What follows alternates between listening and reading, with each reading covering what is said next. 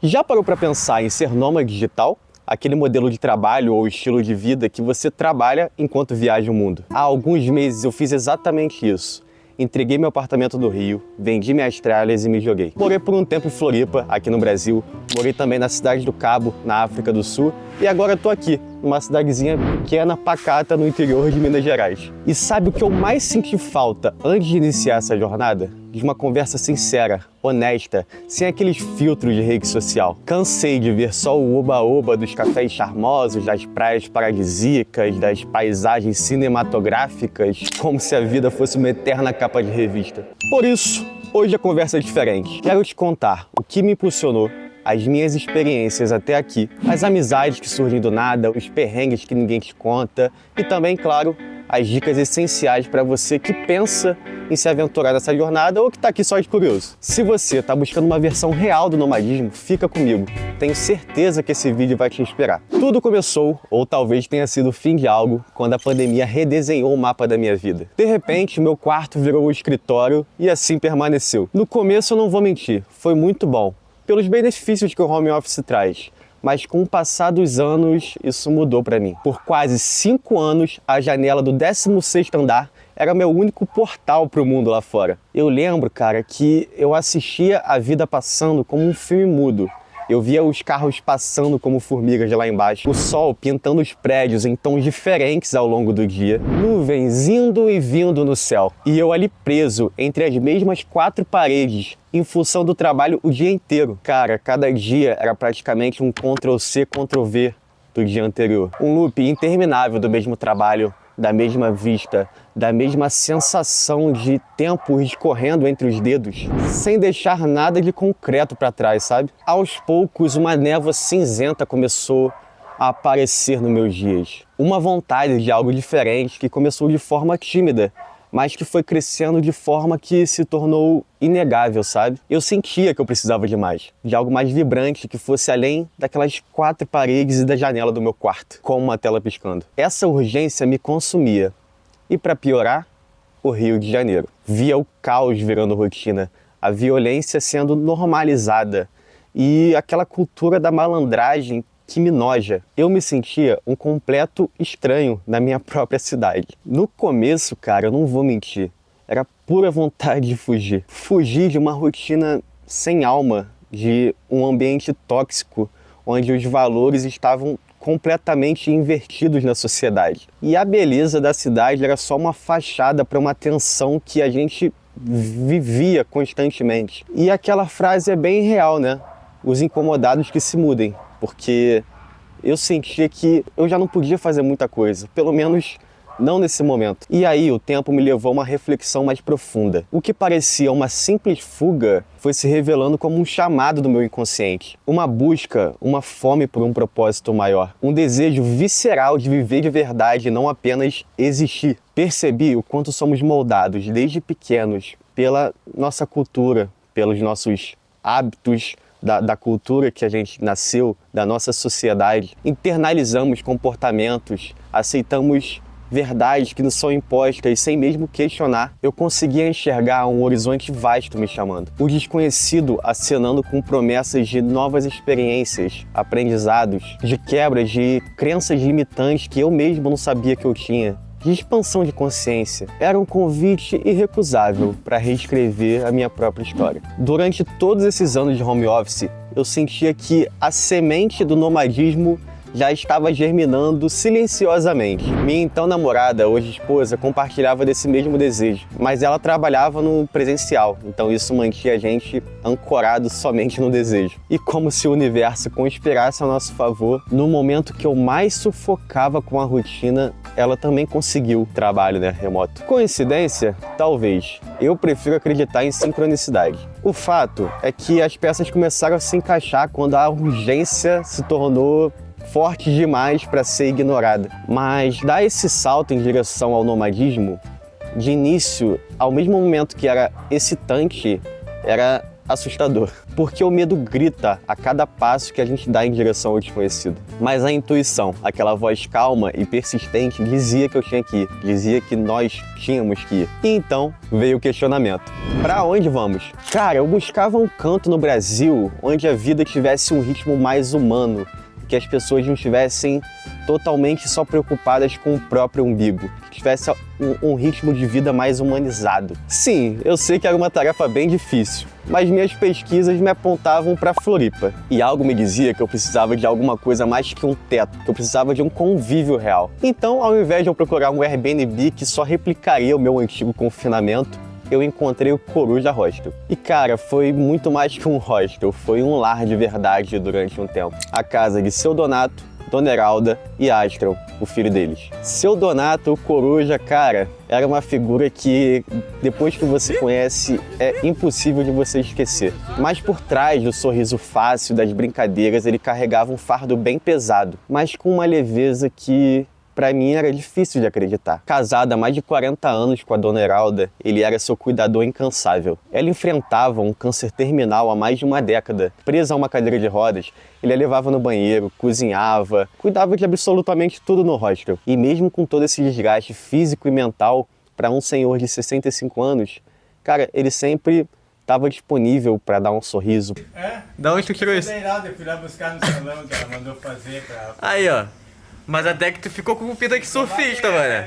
Aí. Para chamar para um café, para comprar um bolinho e um pãozinho na padaria e chamar a gente para comer e estar sempre confraternizando. Eu lembro que, quase todas as noites que eu tava lá, era uma sinuquinha, de vez em quando uma cervejinha no final do dia e aquela conversa que realmente eu sinto bastante falta. Astron era seu filho, enfermeiro de plantões noturnos. Ele sempre chegava antes da gente acordar. Cara, o Astron é uma das almas mais centradas, coerentes e prestativas que eu já tive o prazer de conhecer. A Dona Heralda sempre nos recebia bem, mesmo com a sua luta diária, ela sempre nos tratou com carinho. Pouco antes de eu pensar em compartilhar essa história, a Dona Heralda partiu. Mas o Seu Donato e o Astron seguiram firme, sabendo que fizeram o seu melhor e que essa vida, esse plano que a gente está é só uma passagem.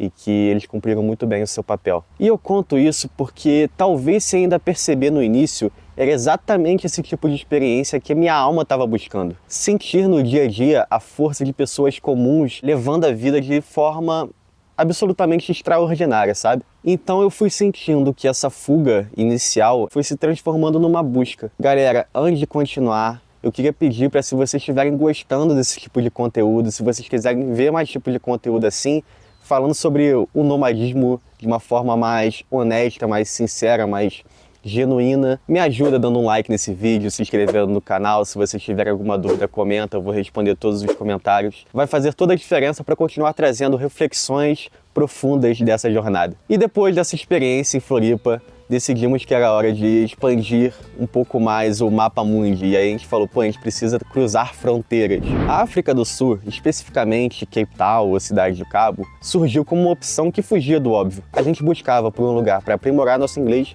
mas também para ter uma imersão cultural profunda. E claro, que também coubesse no nosso orçamento, porque esses destinos mais tradicionais, vamos combinar que está com um preço absurdo de moradia. E aí chegamos em Cape Town e, com o passar dos dias, a gente conseguiu sentir aquele sentimento que todo nômade conhece bem, o isolamento inicial. Para a Gabi foi mais fácil, porque ela estava estudando em uma escola de inglês lá e todo dia de manhã ela tinha um convívio social. Mas eu não, eu precisava me socializar, porque senão eu ia ficar muito excluído no meu dia a dia. E aí eu pensei, qual a forma mais fácil de conhecer pessoas? Eu sempre gostei de futebol, então eu imaginei que seria legal entrar em algum grupo de futebol e tal, mas como eu não conhecia ninguém, eu não tinha ninguém para me botar. E aí eu tive que me virar.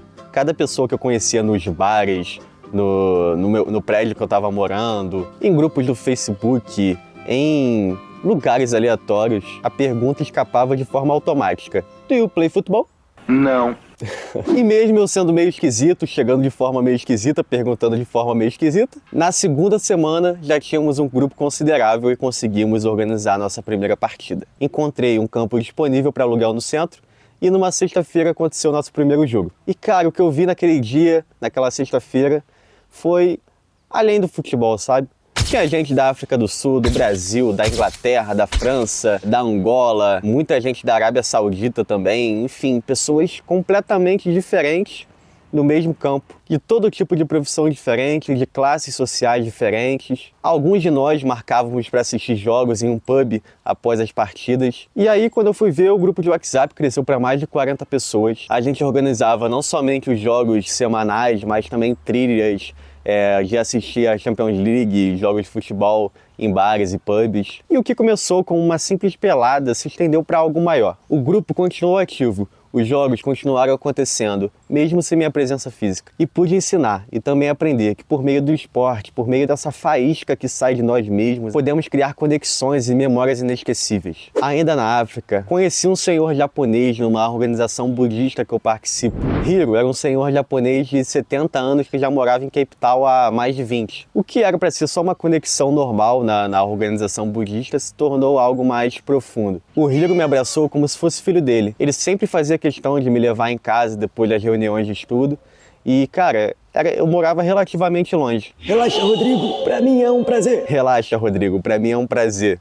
Ele falava com seu sotaque japonês forte, nem dando bola quando eu insistia que eu podia pegar um Uber. Era um tipo de cuidado de verdade, sabe? Coisa rara que se vê em pessoas que você acabou de conhecer. Teve um dia que Hiro nos chamou pra casa dele, para um jantar que ele mesmo ia preparar. E aí ele preparou pratos japoneses tradicionais. Passou horas na cozinha para poder me mostrar um pouco da cultura dele de verdade, com a verdadeira comida japonesa. Enquanto a gente comia, ele contava histórias do Japão detonado após a Segunda Guerra, explicando o quanto todas aquelas dificuldades moldaram a visão dele sobre a vida. E essa capacidade de curtir as pequenas coisas. E o mais legal é que depois de mesmo eu tendo vindo embora, né, da África do Sul, a gente continua também tendo uma amizade. E aí foi que eu percebi que o que mais importa em todas essas viagens e todas essas aventuras é essa conexão humana que nós somos capazes de criar um com o outro. Não são as quantidades de lugares, países, cidades, ou as fotos mais deslumbrantes ou a quantidade de carimbos no passaporte que vão definir a riqueza da jornada como são mostradas nas redes sociais. São os encontros, as trocas, os momentos de conexão genuína que moldam a sua passagem por cada lugar. É isso que fica gravado na alma. Essa amizade com o Hiro, com o Coruja, com o Astron, com os amigos do futebol, me ensinou que o verdadeiro valor que construímos no nomadismo digital é essa conexão entre mundos diferentes. Ser nômade digital é uma experiência transformadora, intensa, mas que também tem muitos perrengues aí escondidos. E é por isso que eu quero também compartilhar os perrengues e também as dicas para vocês aproveitarem ao máximo cada destino. O primeiro é o cansaço e adaptação constante. É ótimo conhecer lugares novos, mas essa necessidade contínua de se adaptar a novos ambientes, fusos e rotinas pode gerar um desgaste físico e emocional considerável. O jet lag pode ser bem pesado, bem chato, então realmente é cansativo. E depois vem o imprevisto com o transporte. Atrasos de voos, cancelamentos, outros problemas com locomoção. Essas situações podem desorganizar todo o seu planejamento e trazer também frustração, cansaço e, em terceiro, instabilidade da internet. Para quem depende da internet para trabalhar como nós, isso é um problema sério. A qualidade da conexão pode variar muito de um lugar para o outro. Em quarto, a vulnerabilidade a golpes. Em ambientes desconhecidos, você vai encontrar diversas práticas de golpes desconhecidas também. Então, como eu falei, eu vou também trazer estratégias para você ter uma experiência mais positiva. Para mim, a dica mais fundamental é: tenha estadias mais longas. Minha sugestão é planejar 3 meses por destino. No geral, esse é o tempo que a maioria dos países aceitam sem que você precise de um visto. E como eu falei, cara, nas minhas experiências, o que mais valeu a pena foi ter esse contato com as pessoas, né? Principalmente com as pessoas. E se você vai ficar, 1, 2 semanas, até um mês, eu acho que é muito raso, sabe? Então eu acho que para você ter uma imersão cultural mais profunda, você tem que buscar pelo menos ficar aí uns 3 meses, que eu acredito que seja o ideal, foi o ideal para mim. Isso também reduz a frequência de todos aqueles perrengues que eu falei antes. O cansaço da mudança constante diminui, você se familiariza com o ambiente, aprende os macetes locais e fica menos vulnerável. Esse estilo de vida nômade, com sua intensidade e novidade, fazem 5 meses parecerem 2 anos. Há o desafio constante de recomeçar, de se adaptar, de construir rotinas em terrenos instáveis. Mas, como tudo na vida, eu entendo que são ciclos. Então, da mesma forma que eu tive a intuição de começar, eu sei que eu vou ter a intuição do momento certo para parar. Mas uma coisa eu sei, que quando esse momento chegar, eu vou estar com a mala, com a bagagem muito mais cheia de histórias, muito mais cheia de vida e muito mais cheia de aprendizados do que quando eu comecei. Não apenas com fotos de lugares incríveis, mas sim de conexões humanas e genuínas que vão ficar gravadas em mim. Conexões que transcendem tempo e espaço. Então, para mim, a lição de tudo isso e a conclusão desse vídeo é: o nomadismo digital, quando vivido com profundidade e presença, não é sobre escapar, não é sobre fugir da vida. É sobre, sim, mergulhar nela com todos os sentidos despertos. É sobre descobrir que lá não é sobre exatamente um endereço fixo, mas aquele sentimento de pertencimento que encontramos em outras pessoas nessa jornada. Então, galera, por hoje é isso. Então, se você está na estrada, se você pensa ainda em se tornar um nômade digital, eu te convido a comentar aqui. Eu vou responder todos os comentários e vou ficar muito feliz pela interação de vocês. Vejo vocês no próximo vídeo e muito obrigado por assistirem até aqui.